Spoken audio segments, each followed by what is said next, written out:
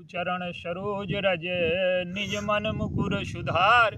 वरणहु रघुबर विमल जस जो दायक फल चार। बोलिए सियावर रामचंद्र की जय। सिय राम मैं सब जग जानी करऊं प्रणाम जोर जुग पानी। आइए,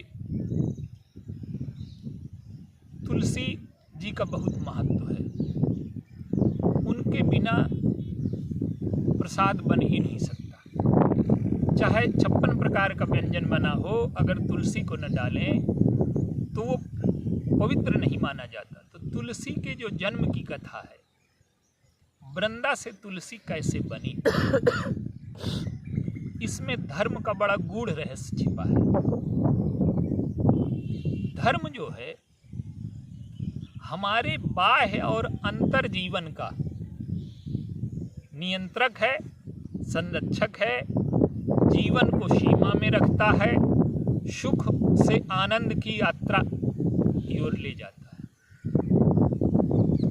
वृंदा पतिव्रता है।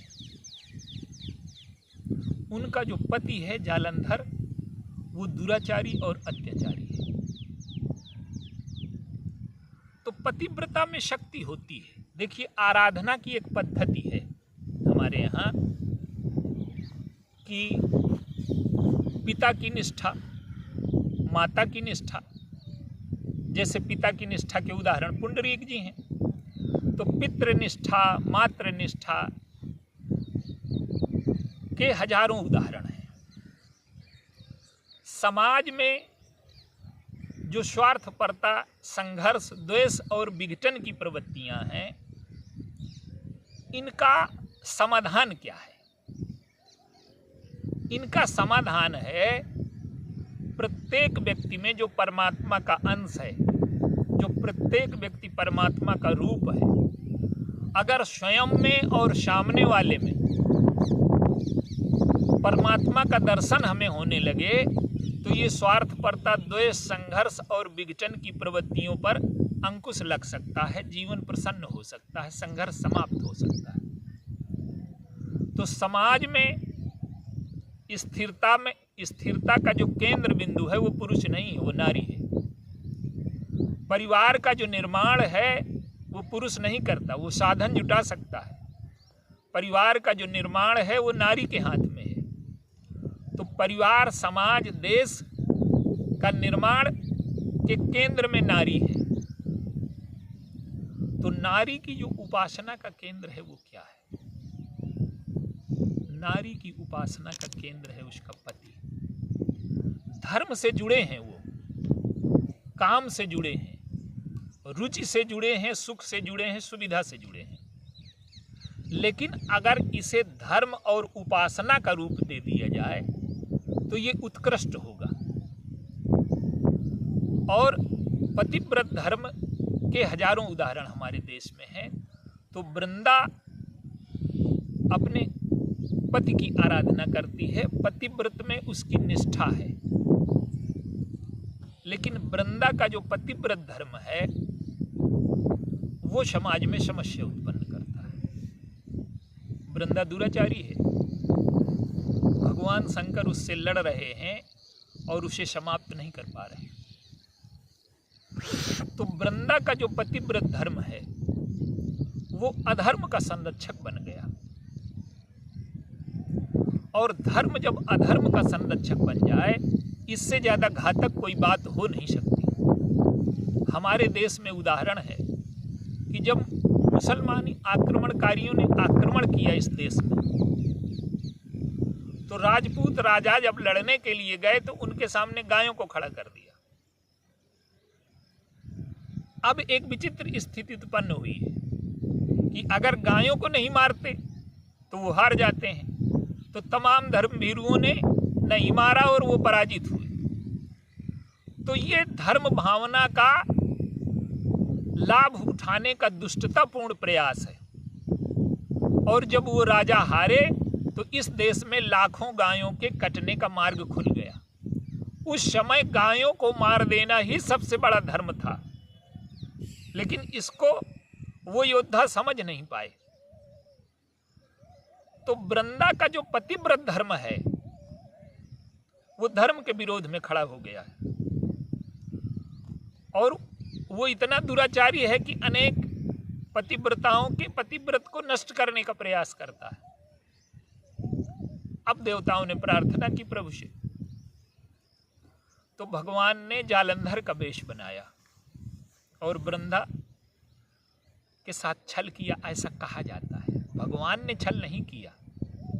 देखिए, जब पति के माध्यम से आराधना की जाती है तो उसका जो मूल लक्ष्य है वो ईश्वर तक पहुंचना है।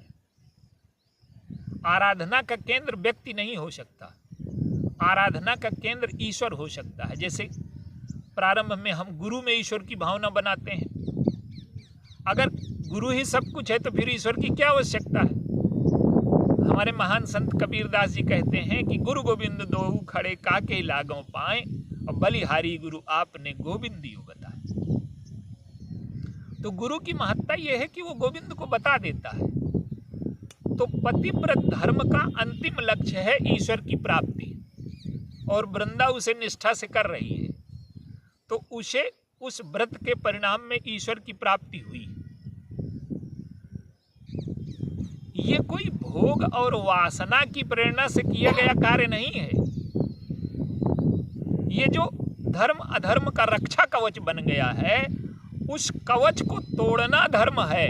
जैसे दुर्योधन का मित्र है कर्ण, कर्ण धार्मिक है, उसमें तमाम गुण हैं, लेकिन कर्ण है, दुर्योधन है, द्रोणाचार्य हैं, ये श्रेष्ठ व्यक्ति हैं, लेकिन ये दुर्योधन के रक्षा कवच है। तो कवच अगर भेदन जाएगा तो योद्धा न मारेगा। तो पहले दुर्योधन को हराने के लिए भीष्म, द्रोण और कर्ण का मारना आवश्यक है। ये अधर्म दिखाई देते हुए भी वो धर्म का संरक्षण है। तो भगवान ने कोई भोग की वासना से कार्य नहीं किया। आप उदाहरण देखें, भगवान का स्मरण करने से वासना समाप्त होती है। कुंभकर्ण जब जगा तो उसने रावण से एक प्रश्न किया कि जब तुमने सीता का हरण कर ही लिया था तो राम का वेश बनाते और सीता को पा लेते। तो रावण कहता है कि तुम समझते हो कि मेरी बुद्धि कार्य नहीं करती। मैंने राम का वेश बनाने की कोशिश की और जब राम का ध्यान करने बैठा तो मेरा मन पवित्र होने लगा और मुझे सारे संसार की स्त्रियां माता जैसी दिखाई देने लगी। तो मैं डर गया कि और थोड़ी देर मैंने ध्यान किया तो मैं तो साधु हो जाऊंगा। तो जिसका ध्यान करने से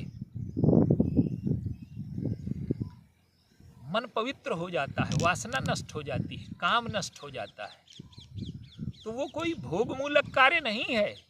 ये धर्म की संरक्षण के लिए किया गया कार्य है। लेकिन वृंदा को आसक्ति है अपने पति के रूप में, तो उसने भगवान को श्राप दे दिया कि आप पत्थर हो जाओ। तो भगवान शालिग्राम बन गए और वृंदा तुलसी बन गई और उन्हीं तुलसी की हम पूजा करते हैं। तो ये धर्म का बड़ा गंभीर सूत्र है।